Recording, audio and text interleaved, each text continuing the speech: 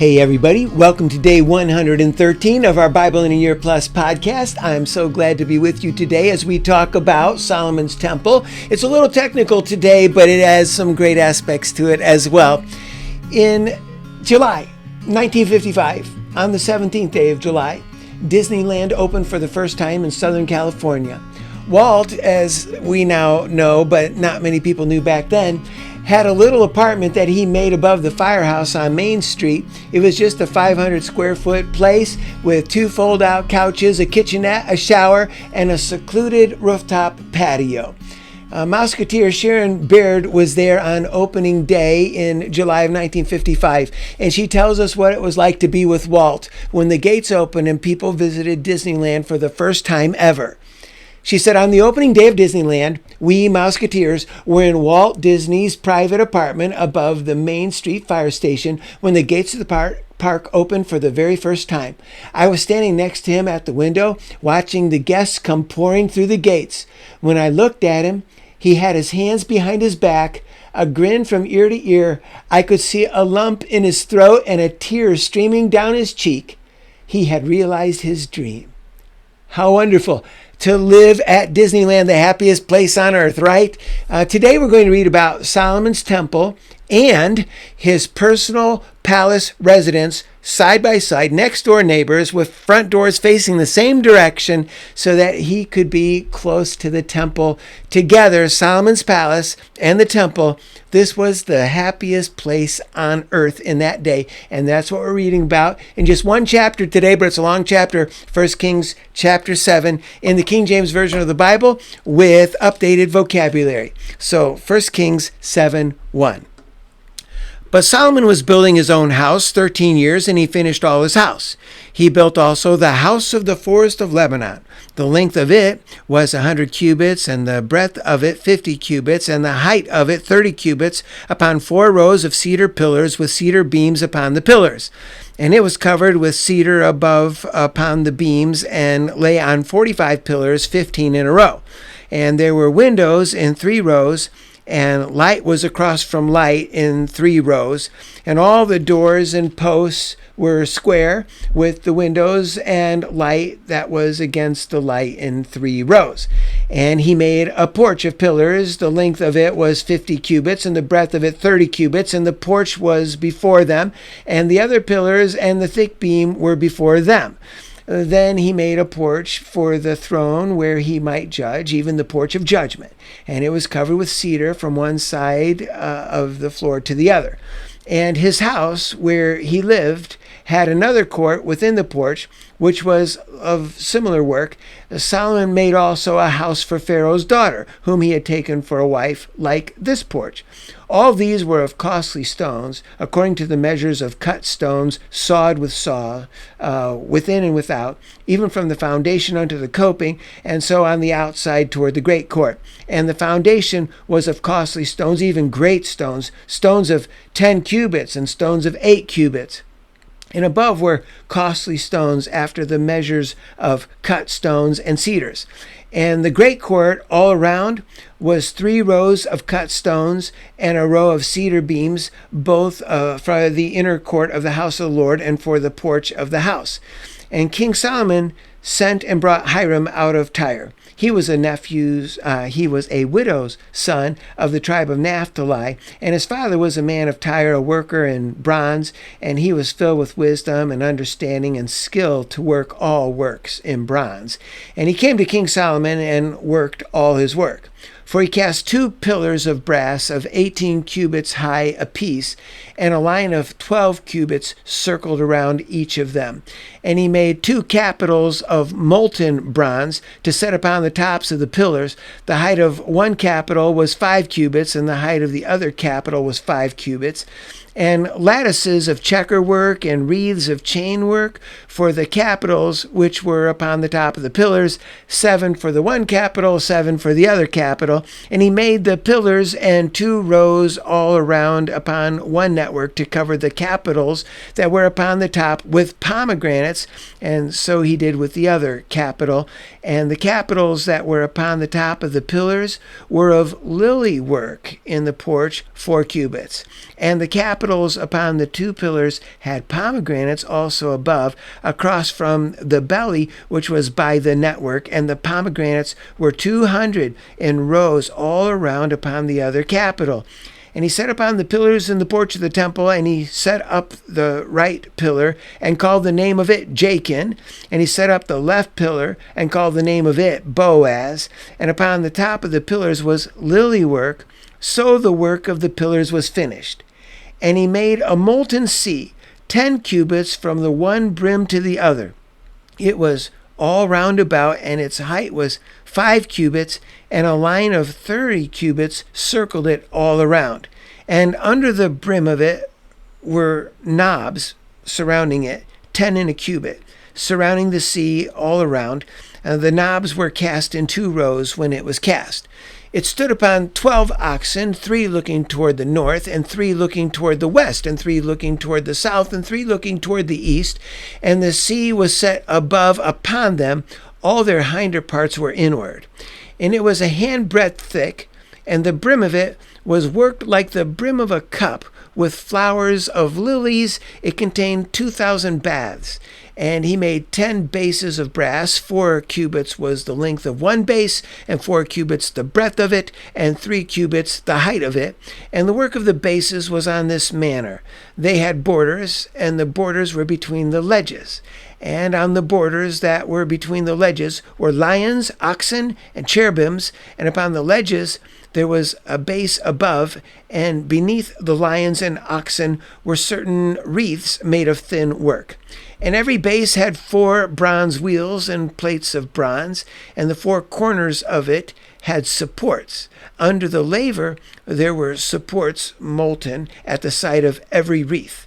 And the mouth of it within the capital and above was a cubit, but the mouth of it was round after the work of the base, a cubit and a half, and also upon the mouth of it were engravings with their borders square, not round. And under the borders were 4 wheels, and the axle trees of the wheels were joined to the base, and the height of a wheel was a cubit and a half. And the work of the wheels was like the work of a chariot wheel. Their axle trees and their rims and their hubs and their spokes were all molten. And there were 4 supports to the 4 corners of one base, and supports were the very base itself. And in the top of the base there was a round band, half a cubit high, and on the top of the base the ledges of it and the borders of it were of the same. For on the plates of the ledges of it and on the borders of it he engraved cherubims, lions, and palm trees according to the proportion of every one, and wreaths all around. After this manner he made 10 bases. All of them had 1 casting, 1 measure, and 1 size. Then he made 10 lavers of bronze. 1 laver contained 40 baths, and every laver was 4 cubits, and upon every one of the 10 bases 1 laver. And he put 5 bases on the right side of the house, and 5 on the left side of the house, and he set the sea on the right side of the house eastward across from the south. And Hiram made the lavers and the shovels and the basins. So Hiram made an end of doing all the work that he made King Solomon for the house of the Lord.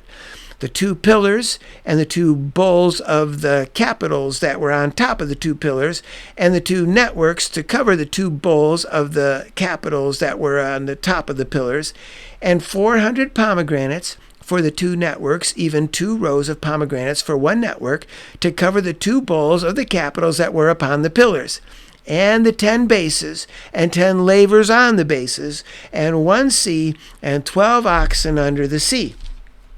And the pots, and the shovels, and the basins, all these vessels which Hiram made for King Solomon were of the house of the Lord, were of bright bronze. In the plain of Jordan the king cast them in the clay between Succoth and Zarthan. And Solomon left all the vessels unweighed, because they were exceeding many. Neither was the weight of the bronze found out. And Solomon made all the vessels that pertain to the house of the Lord, the altar of gold, the table of gold, whereupon the showbread was, and the candlesticks of pure gold, 5 on the right side and 5 on the left before the holy place, with the flowers and the lamps and the tongs of gold and the bowls and the snuffers and the basins and the spoons and the censers of pure gold and the hinges of gold, both for the doors of the inner house, the most holy place, and for the doors of the house, that is, of the temple. So all was ended, all the work that King Solomon made for the house of the Lord. And Solomon brought in the things which David his father had dedicated, even the silver, the gold, and the vessels. He put those treasures in the house of the Lord. And that concludes chapter 7. Well, okay, a lot of that was technical, so thank you for bearing with me on all of that. This is, in the first place, verses 1 through 12, talking about Solomon's palace. And what you can see there is that the palace was very near the temple, evidently just south of the temple. Now remember, the temple doors face east, and so Solomon's house is like your next door neighbor's house. It faces the same direction. So both structures face east, and they're side by side. Solomon just a little south of the temple, and Solomon's front yard is in line with the temple's court.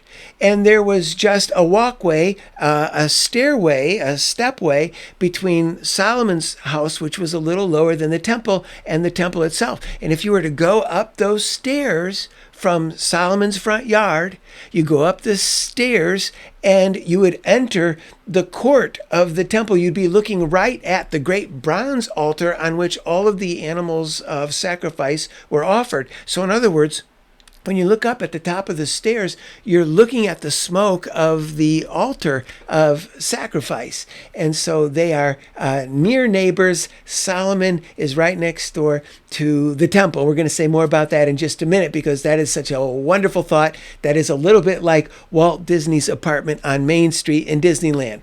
All right, chapter 7, verses 13 through 51 are now going to describe the temple furnishings. And once again, everything outside the temple is going to be made out of bronze. But once you come indoors in the temple, that's going to be made out of gold. And you can see that in verses 13 through 47, we have a big discussion of the two great bronze pillars called Jachin and Boaz. They were actually named pillars, and they're 27 feet tall.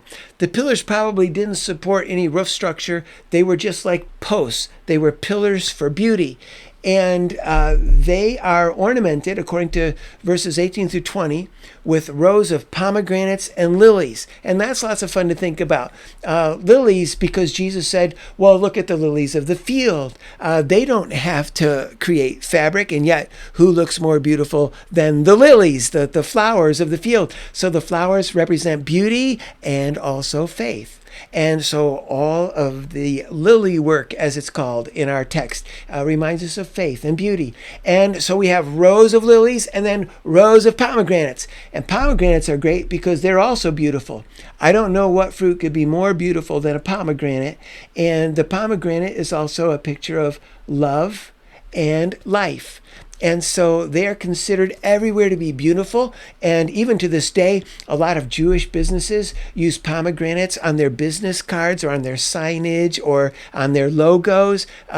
Jewish people love pomegranates. They're beautiful, and they're pictures of life and pictures of love. You know, what's better than that? And there were 400 pomegranates, right? 200 on each pillar in rows.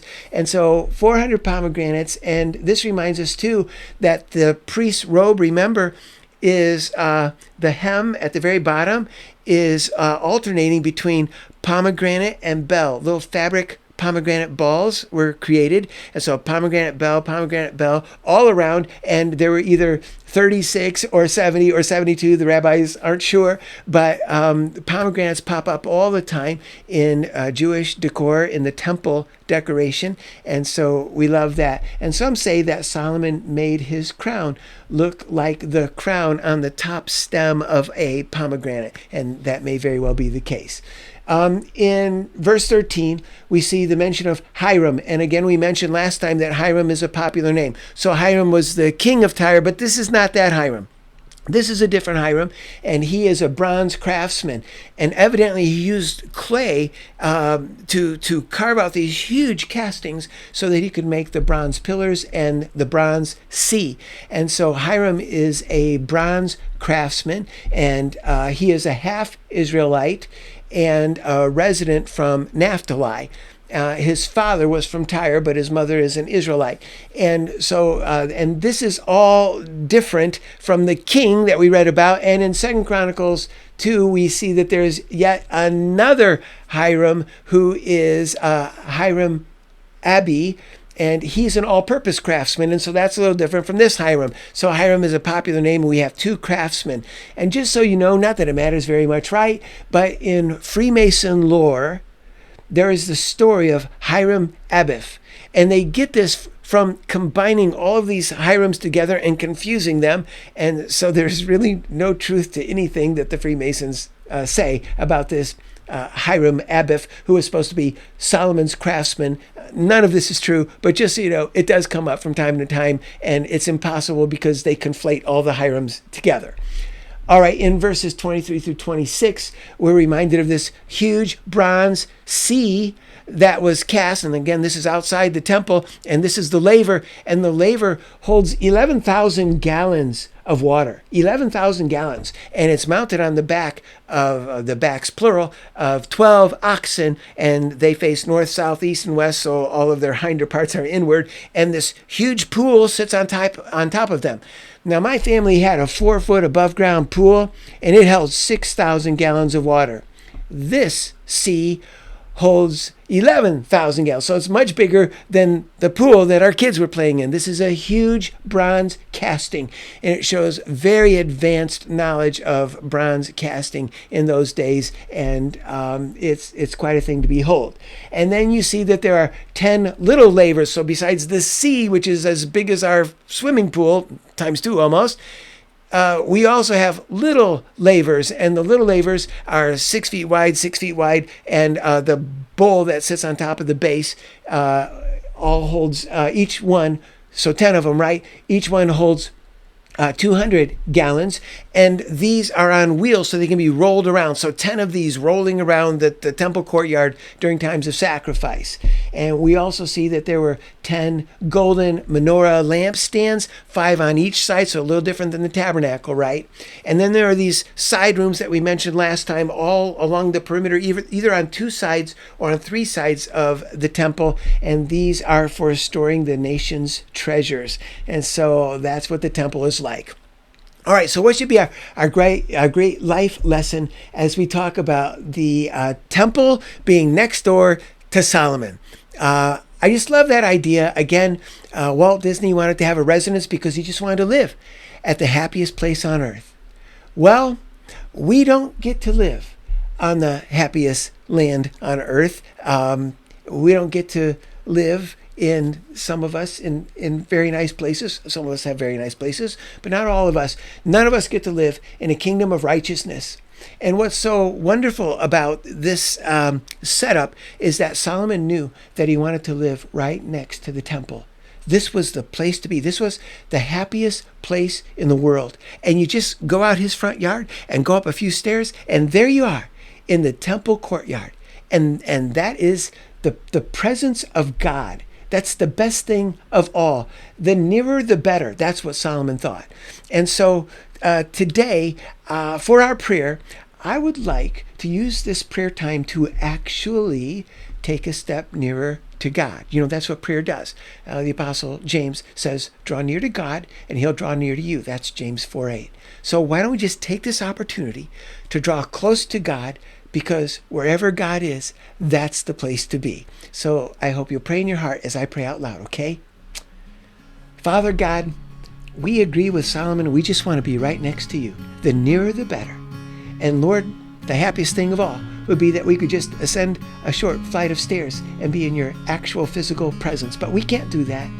So in this prayer, we draw near to you because we believe that the nearer we are to you, the happier we will be, the safer we will be, the better life will be. So today, in this moment, we draw near to you, and we ask you to draw near to us. In Jesus' name, amen. Well, God bless you. Thank you for joining me for day 113 of our Bible in a Year Plus podcast, and I sure hope I get to see you again tomorrow. Bye-bye for now.